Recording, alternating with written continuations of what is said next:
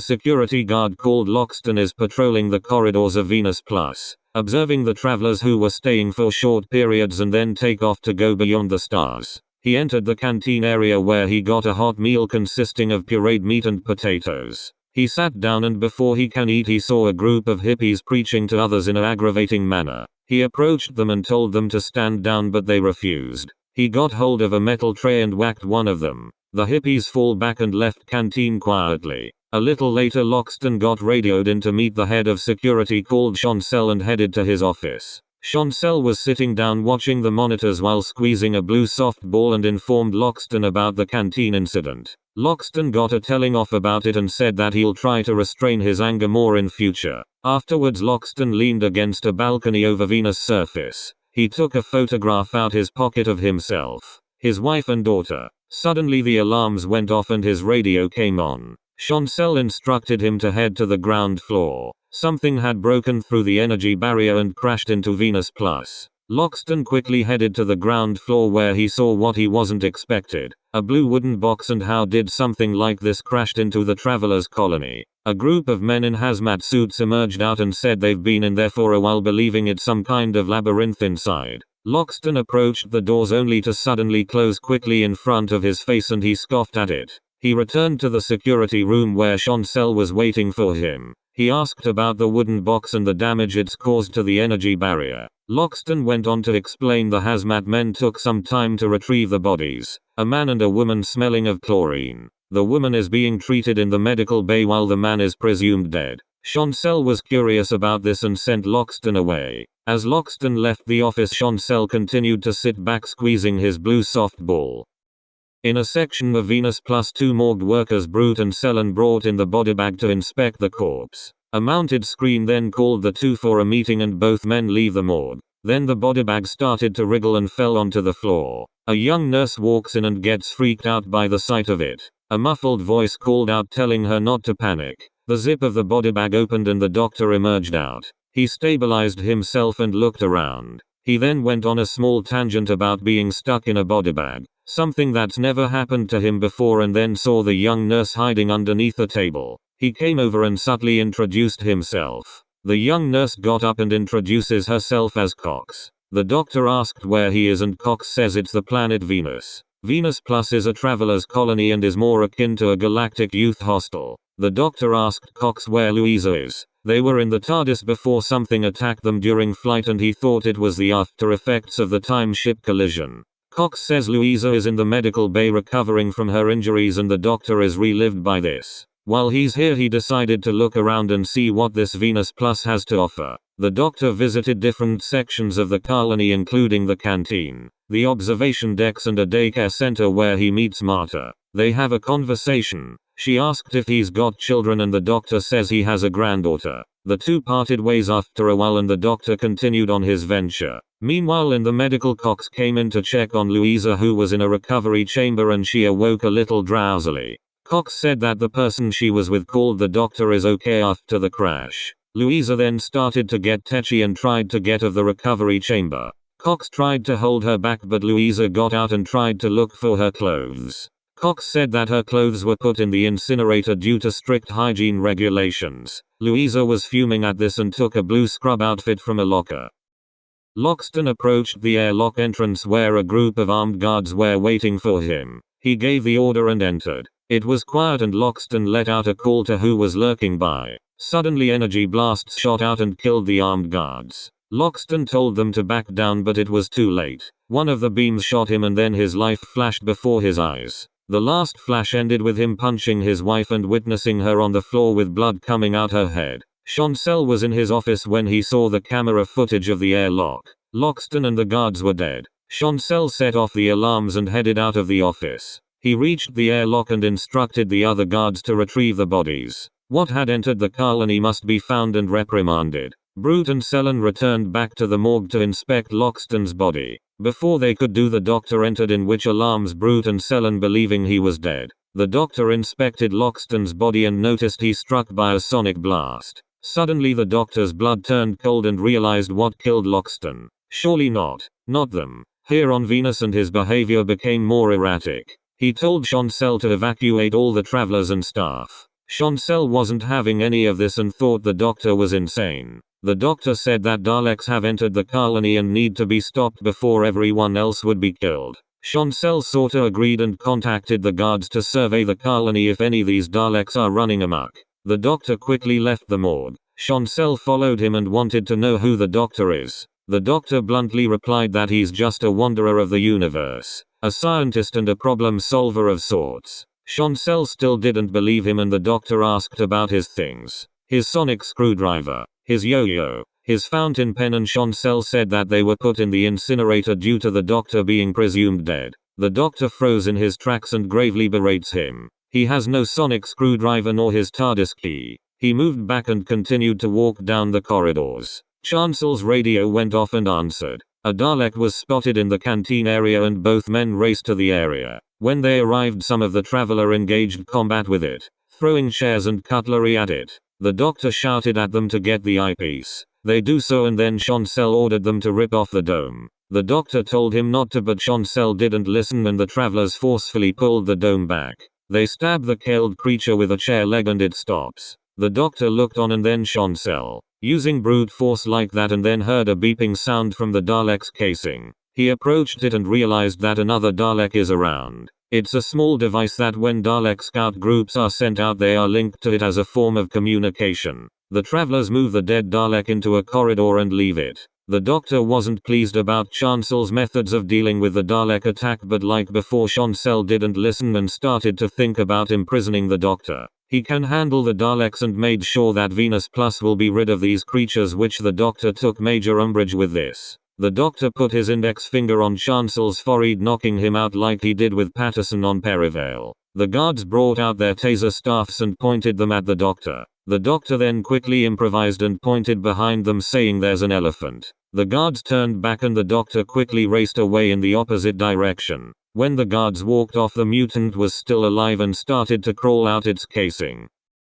Louisa and Cox went to the lift to leave the medical bay but were stopped in their tracks by Brute and Selen asking why Cox is taking a patient out of the recovery chamber. Louisa said that she needs the doctor and Selen mentioned of a quirky British man who believed he was dead. All four decided to make their way to one of the levels. They then entered the daycare section where they noticed Marta hiding nearby and she told of go away. To their shock they saw a group of children lying dead and then suddenly the killed mutant emerged out of the corpses. It pounced on Brute and bit his neck.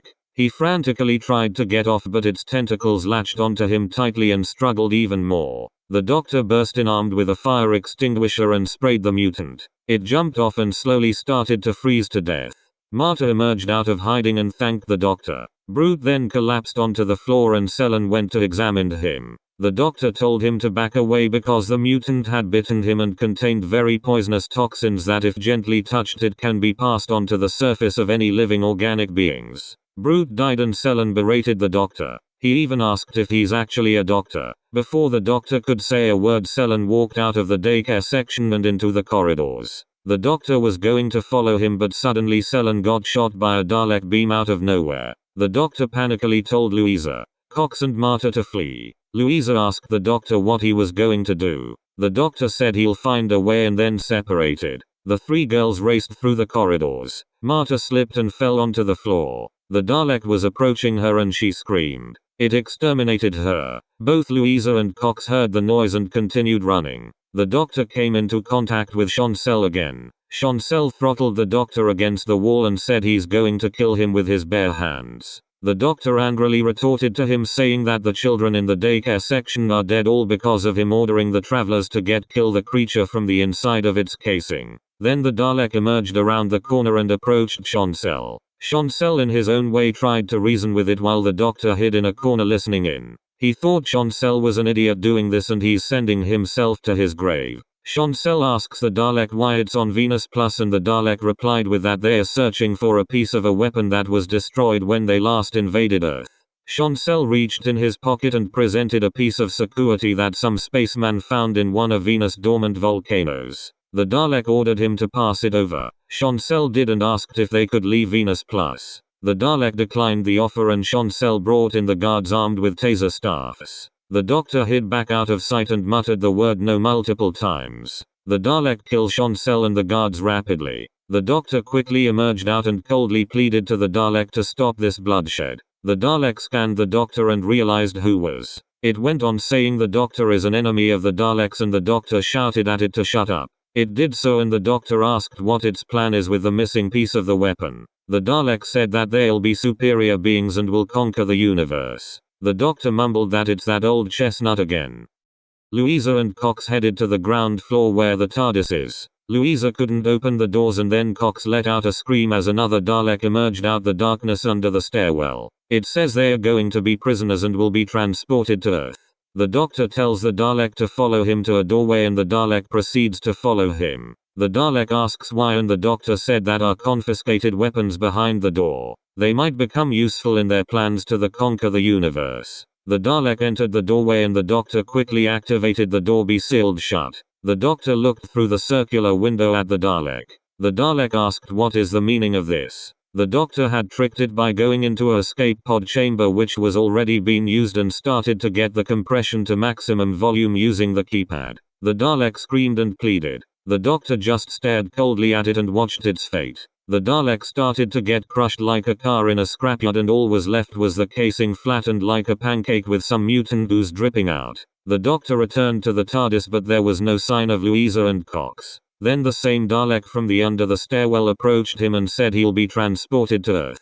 He asked what happened to Louisa and Cox. The Dalek said that they've been teleported to Earth and will be imprisoned. The doctor had to give in. His TARDIS was damaged and he had no sonic screwdriver. He needed to rescue Louisa and had to accept the capture. He and the Dalek got teleported to Earth.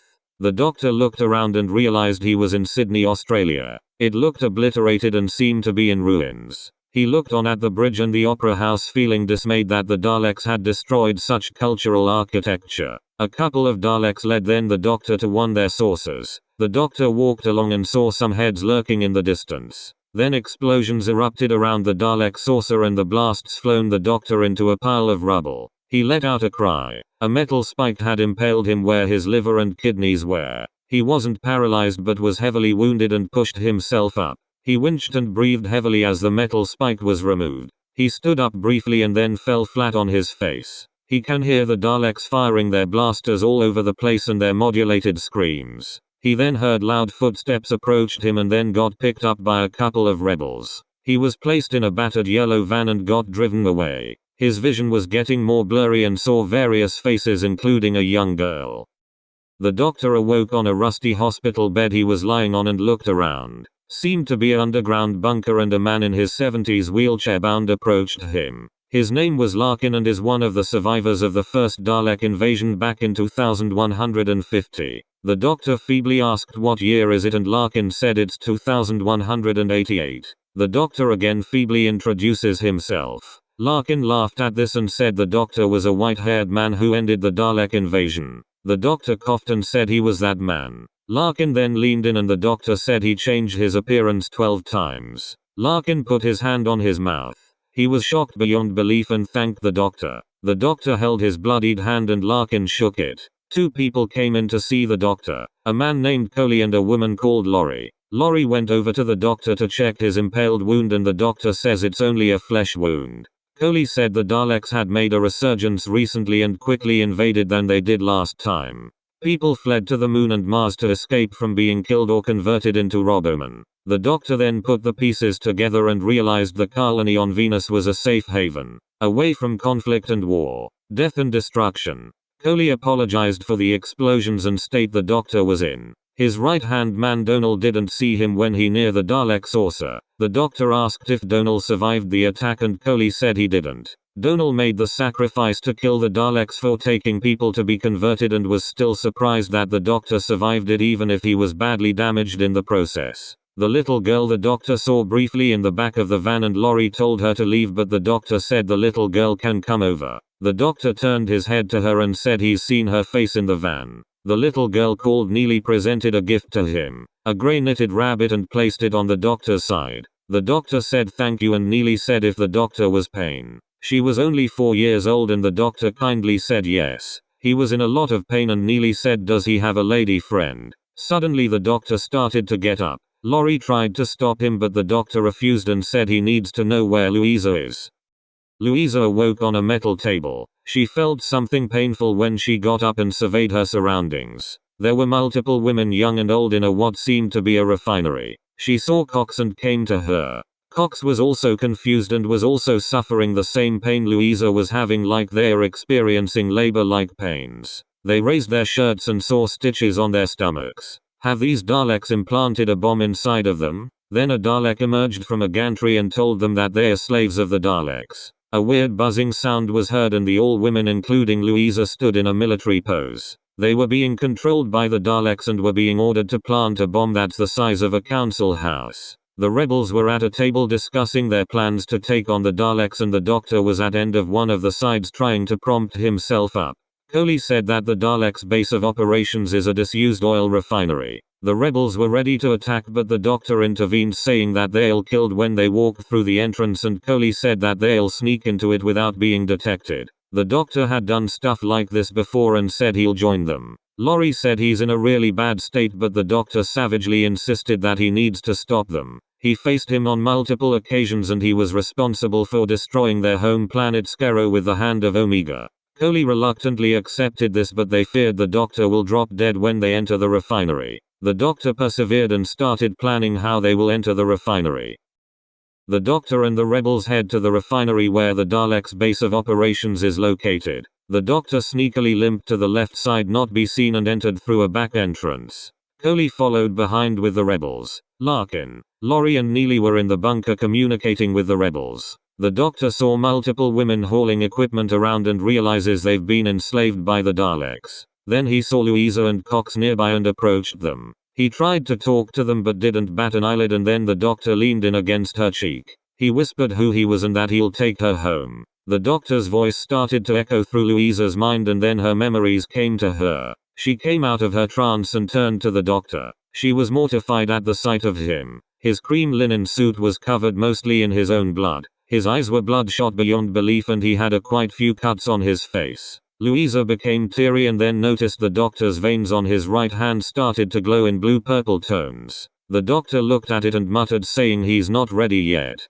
He's got unfinished business to attend to. A couple Daleks approached the Doctor and said he'll be exterminated for trespassing. The Doctor turned round slowly and faced them. He said to them that he needs to speak to the Supreme Dalek and one of the Daleks said there's no Supreme but only gods. The Doctor's eyes widened and wondered if the Emperor Dalek or Davros had survived. The Doctor insisted to see these so-called Dalek gods but needed Louisa and Cox with him. Another Dalek exterminated Cox right in front of them. The Doctor shouted at them. That was uncalled for and Louisa looked down at the lifeless corpse of Cox. The Daleks ordered the two to follow them.